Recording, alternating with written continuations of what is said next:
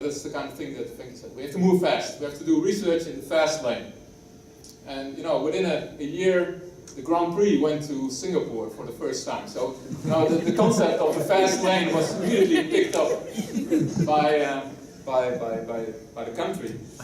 And then once that was completed, he said, we have to do high risk, high gain research. So sometimes in science, you have to gamble. You have to go for it.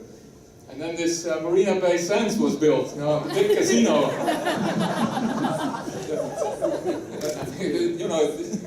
Talking about impact. But I'm getting a little bit worried. So the last 2 years, I hear Venky saying all the time, our research is really taking off now. So, and I'm just wondering, next year when we come back here, there's a kind of copy of Cape Canaveral here standing in Singapore to take off. Everybody wants to fly to the moon. And that's that kind of spirit, I think, the think big attitude and the imagination, and just do it and go for it, which inspires me a lot. I hope I can bring it in my own system to accomplish big things, just based on creativity, great ideas, good human relations with the people around you. And so thank you very much for this fantastic opportunity that you've given me to interact with the group here in Singapore. Not only for me, but also for my family. It has been an enriching experience. Has been fantastic, and I hope we can continue this for a long time. I think now maybe it's also a good moment. I think everybody's getting a little bit thirsty.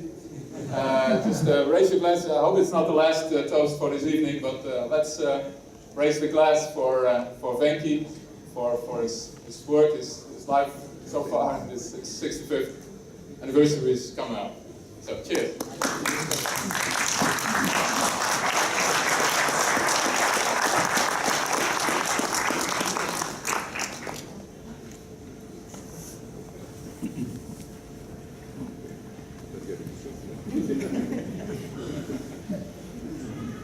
I won't take long.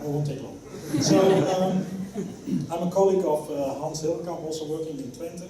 About 20 years ago or so, I started to do pulse laser deposition in the group of Ostrogala and Beek, also well known to Venky. And of course, we learned a lot from papers and manuscripts, from all the work being done in Maryland. And then also, I think it was 1 year before in Maryland, and I thought, what is this guy, right? The year afterwards, I think you came in to open the session as a member of the mafia. You had this raincoat on and a cap on. I thought, who is this guy? So he's a member of the mafia, that's already one. But then later on, I think this was in St. Pete's Beach, I don't remember the exact year anymore. And we had some time on the beach. What was it? Number 9, okay. We had a good time on the beach, playing volleyball. Everybody was very excited. And then Venky came. So he wanted to join the team, and he was so competitive.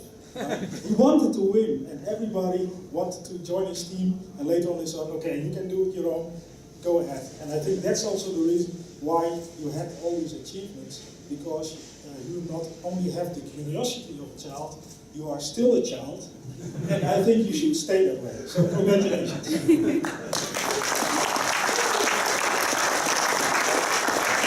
Before I forget, this is also on behalf of Dave.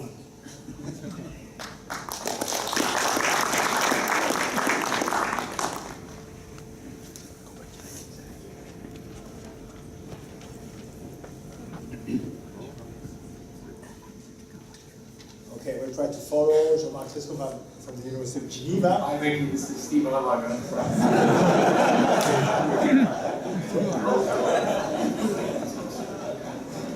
All of our performances together.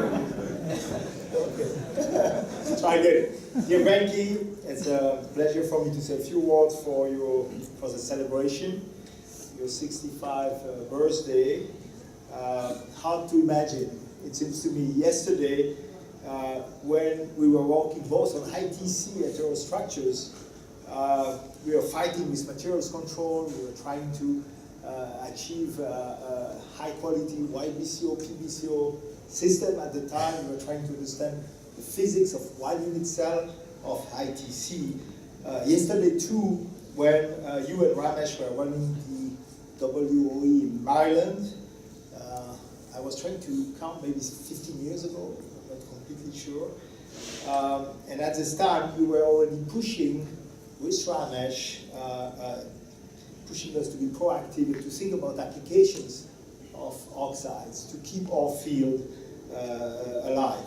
At this time in Geneva, we were focusing on ferroelectric side effect issues. That was also the time when ab initio calculations were entering into the game. And I think we all realized, we invited at the time Karen Gray at one of the Ireland workshop, and I think this is really where we realized that these ab initio calculations were changing the way we were thinking about these oxides. It was clear that these techniques will allow us to predict probably the properties and maybe to design materials. Since then, so many things.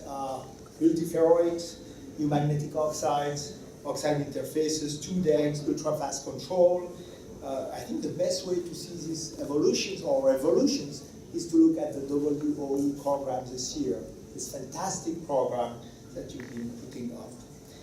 Since the Maryland time, the crab cakes, your famous jokes. I think some of us, and it was mentioned, remember the Russian spy, and the rum sessions, obviously. You've been putting a lot of efforts in parallel to lead a research group and to develop applications. And all these efforts with a lot of success.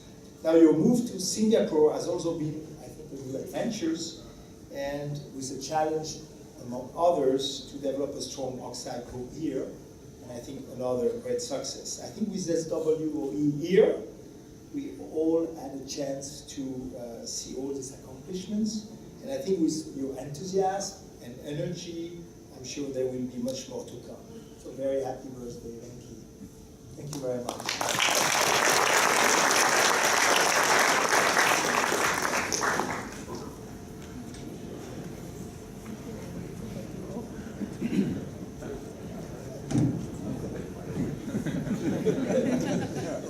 Well, we've heard a little bit about WOE, and I want to go back a few years and tell about the history of WOE.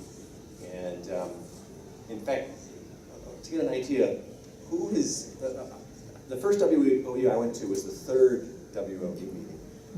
Who in the room has been to earlier international workshops? I took about that. You got it. Now I know at least two people here. Now one of them is Professor Koinuma, who's gone to all of them, including the first one, and started this entire meeting. But I also happen to know, and that's relevant to the story I want to tell, is that Venky went to the second workshop on oxide electronics. And so this is where my story begins, because I went to the third one because I was invited by Professor Koinuma at Kawasaki.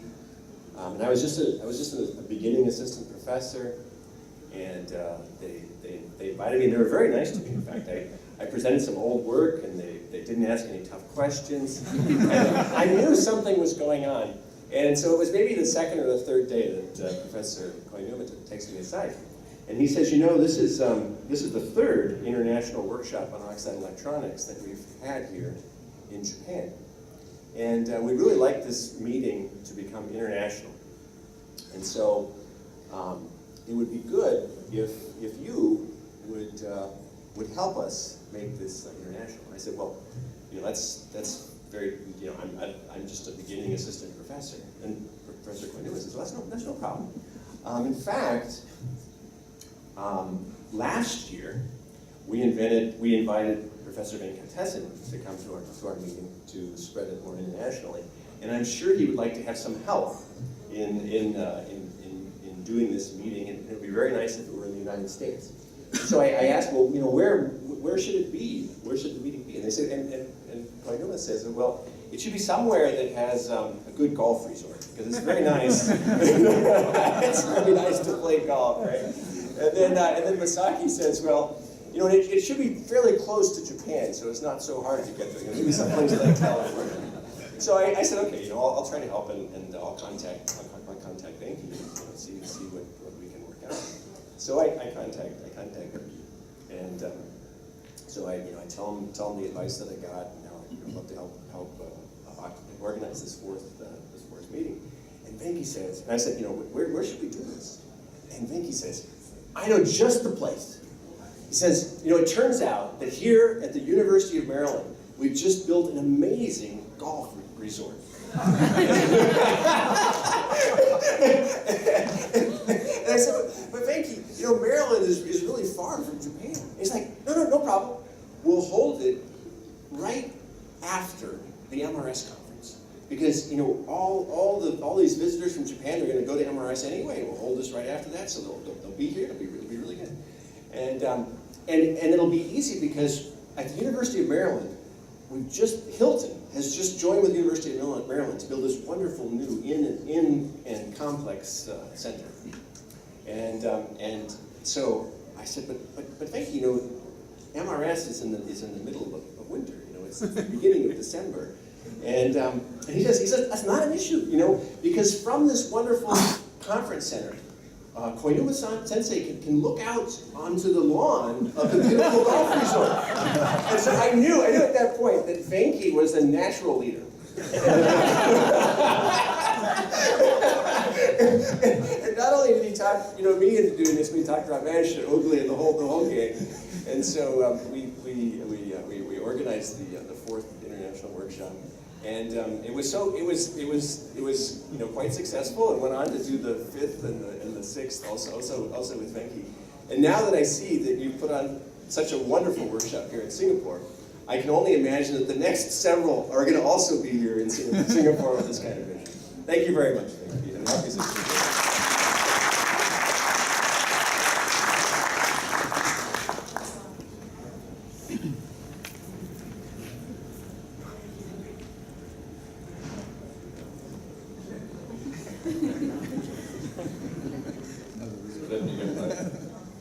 Let me take my opportunity to get my words in before it's too late and all the good things have been said.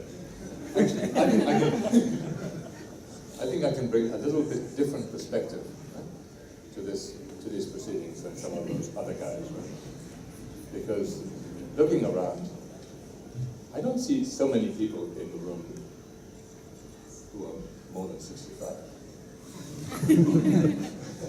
Now, please don't get me wrong, I don't think of myself as more than 65. And I come back to that point later because actually I can't give you many reminiscences about early days, Venky in the early days. I can tell you nothing about what he was like in IIT Kanpur or what I know from his experiences in Bell Labs. I only know from himself. And if I was to think, I might be able to pinpoint the time we first met, Venky. Maybe you could remember, but I've forgotten, and that's what happens when you're 65. But I came to Trinity College, remember? Oh yes, no, I remember that. Yes, no, but that was certainly that I remember. Was that the first time? 2003, I think. Yeah, okay. Well, there we are.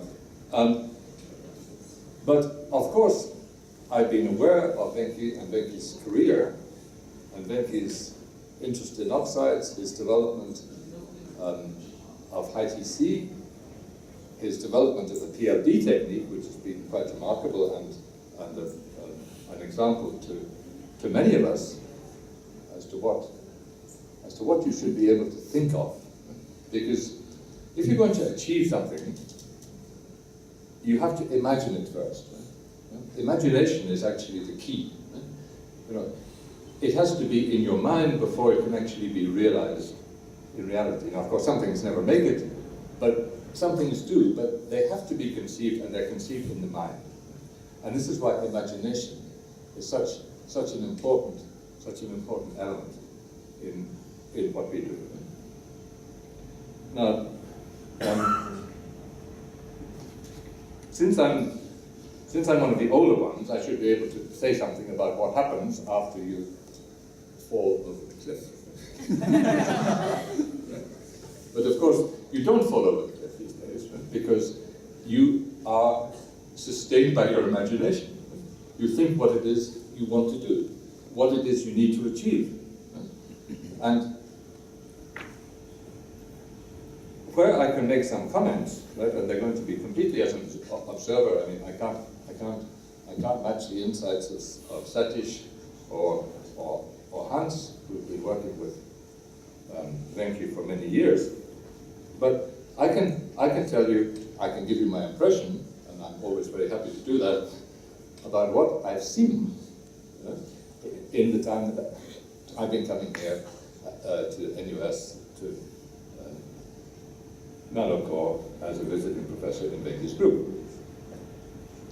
And what I've seen and what I've heard is, or what I've analyzed, is that obviously one of the most important things, one of the most important times in Venky's life was the time he spent in Bell Labs. That was absolutely decisive. It formed him scientifically.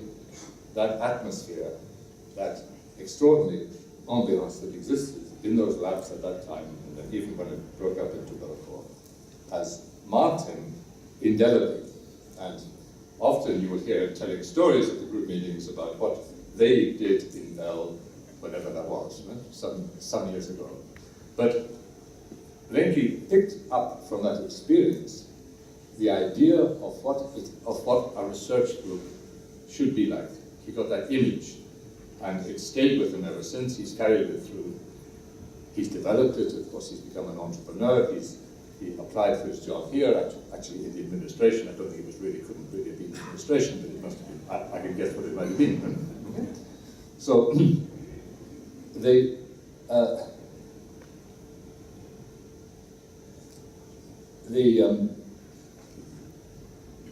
Let me give you an analogy. Okay? Suppose you do ion beams. Suppose you work with ion beams, right? Okay? And you do string simulations. Who knows what a string simulation is? All right, Hans. Anybody else know what a string simulation is? Okay. Okay. If you don't, no, I'll tell you. Okay. So, because this focused ion beam is coming out from an accelerator or something like this, and it's depositing its energy in matter. Right. So this is your life. So you come in focused with lots of energy, and you go through a region where you have great impact in a very small area. And then towards the end of your range, you get into what is called straggling. Right? Now, it's not really straggling, because what happens is that you have much more impact, right, as you slow down. Right? It's paradoxical. So in the string, which is this simulation, you see something like an upside down tree, or a tree with its roots. The tree is like this, and then its roots spread out into the earth at the bottom. So this is what really can happen in the latter part of a successful and happy career in science.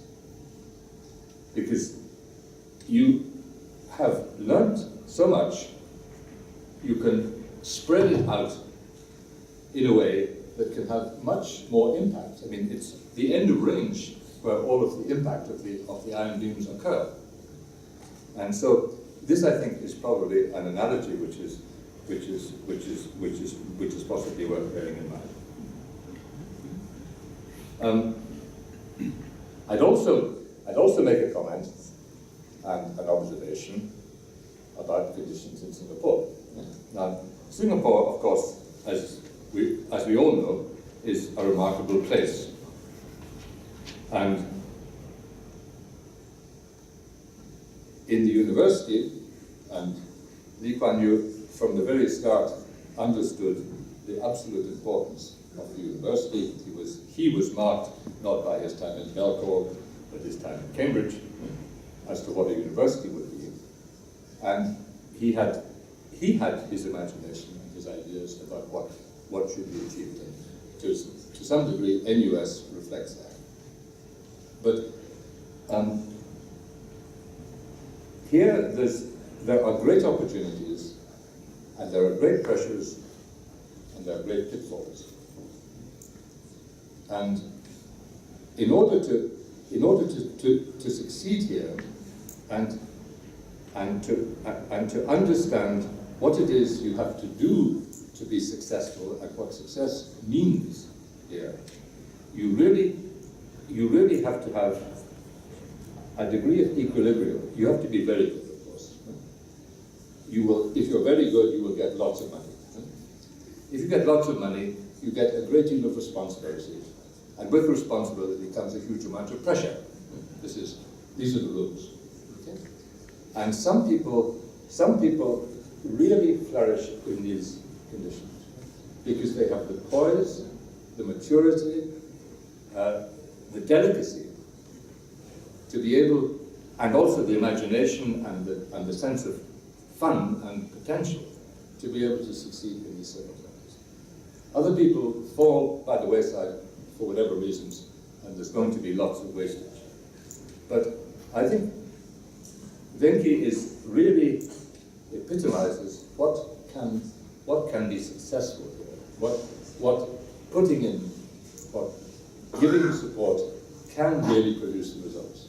And his group is a model of an enthusiastic, exploratory, multi whatever you like group, where everyone is treated with respect. And this is the key.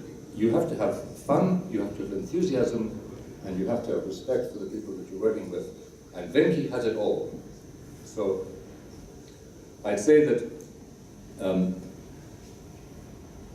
the future has to be bright. The future has to be bright because you're doing something which you believe in. I mean, it may be traced back to your experiences 30 years ago in Bell, but it's being applied here in different circumstances. And if this group flourishes and succeeds, it will have impact. And my final word is this, that you should all understand, and the Vice President of Research has gone, so he probably doesn't need to hear this, but what we do in science is paid play, so we have fun.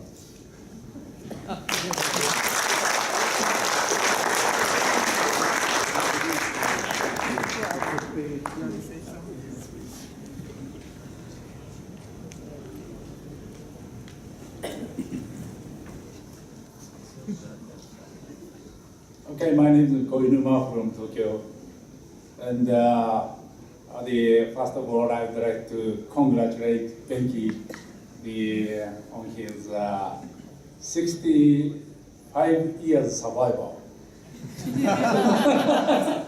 and excellent research career. And it was shortly after the discovery of high-TC superconductors when I got acquainted with Venky. And due to the 12 months of the lack, we could make the high-TC superconducting thin films for the first time by using the homemade, very simple and very cheap the sputtering machine. But then I found there is somebody who is very rich, and have a very nice, smart apparatus for fabricating the epitaxial thin films of oxide, including high-TC superconductors. And it was Venky.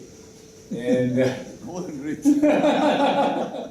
so the other competitor, and sometimes cooperative research, the friend, we always look at Venky's activity in research. And we could brush, I think because of Venky, we could brush up the fabrication process, method of oxide material, especially the epitaxial thin films. And based on this research career, the real research experience, we were aware there is a lot of promising future in the oxide materials or electronics. And so maybe you are attending the 20th workshop on oxide electronics, but maybe a few of you don't know when the first meeting was held and who contributed to the. And it was 1995, when the first oxide electronics workshop started in Tokyo Institute of Technology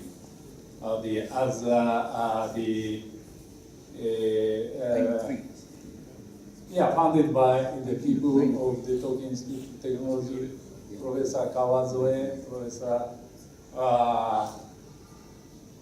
Kawasaki. At that time he was not a professor at all, but and He acted like one. and Hosono also joined us. And we invited Venky as a co-founder of the workshop. And that was the first of the workshop. And the first 1, 2, 3, the workshop were held in Tokyo Institute of Technology. And then Venky proposed to have this workshop forced through the 6th workshop in Maryland. And so a lot of the oxide electronics researchers, including the Derek Schromm, the Professor Young, the Charles Ang, and Ichiro Takeuchi, who was a postdoc maybe at that time, joined the organizers of oxide electronics. Then some European people, including John Mark Cliston, Dave Frank, and Manhart, and some others, and they started interested in our activity. And then we decided to expand our workshop to international, the workshop on oxide electronics. That is the story. And then the venue of this workshop, we determined to make a circle of the Japan and Asia, and United States and Europe. And our tradition is to have this workshop at a certain resort, where sometimes we could enjoy golf. And that is the story of the workshop, short history of the oxide electronics. But as the founder of this workshop, I didn't think this workshop continue reserved for 20 times like here, and a lot of people. Really, it's oxide is now becoming a very exciting area, research, science and technology areas. And also I started myself at some new oxide, that is the sand of desert, which contain the most abundant oxide in the world, silica. To convert silica into the electronic materials for solar cell silicon would be the next interesting topic, I think. And so today is Venky's 65 years anniversary to celebrate. And 65 years, maybe the long enough for judging from the average lifespan of Indians. But it's not so long from the viewpoint of Japanese lifespan. And I myself is the